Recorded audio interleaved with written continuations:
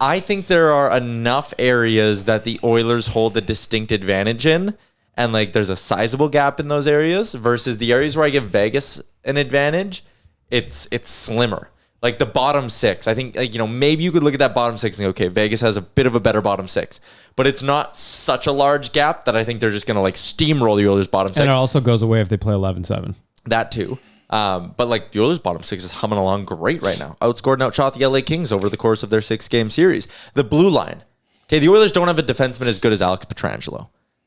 How dare you? But I think there are a couple of weak spots on that Golden Knights blue line. Like it's better than the Oilers blue line, but not by a crazy gap. And then you go look at the numbers. From March 1st on, the Vegas Golden Knights bled chances basically worse than almost anyone in the league. Like, it was bad. They gave up a lot of looks and basically won games because of their goaltending and because of a crazy high shooting percentage.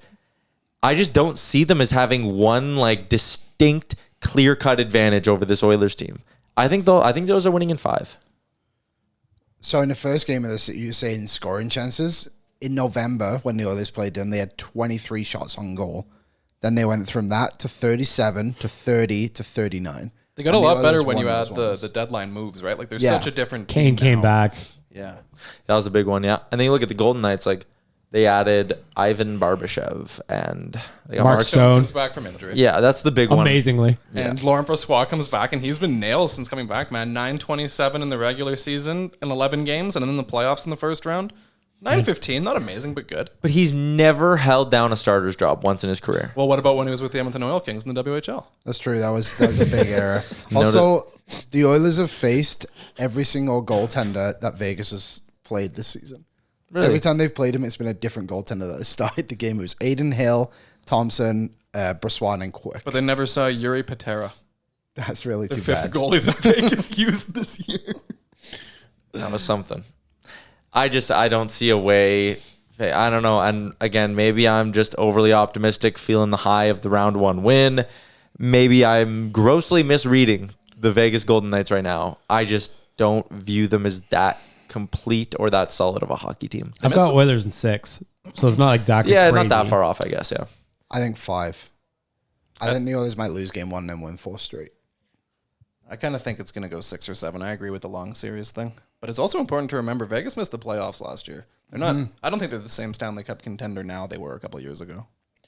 My heart wants to say it's going to be a sweep, but my head is saying still 6 until the team can like go out and just throttle a team like Vegas. I still don't. I'm not as confident in the. I think it's also important that they can't give up games. Yeah. Like in game 1 of the series against the Kings, Oilers had 2 separate 2-goal leads in that, and they blew it in the third period. That cannot happen. Yep. That eliminates some of that shit. Oilers could have realistically, when you look back at it, as you say, but they should have probably swept the Kings. All things Or a gentleman's considered. sweep at least. Yeah. You recycled this line so many times. Aaron said it when he was asked who the biggest threat to the Oilers is in the West, and he was like, "Oh, it's themselves." Like it is. Like if the Oilers bring it A or A+ games 1, 2, 3, 4 against Vegas, it's over. Yep. It's done. We've all seen that A+ game, but it just we haven't seen it consistently enough to say, for me to at least say that it's going to be 5 or 4 yet.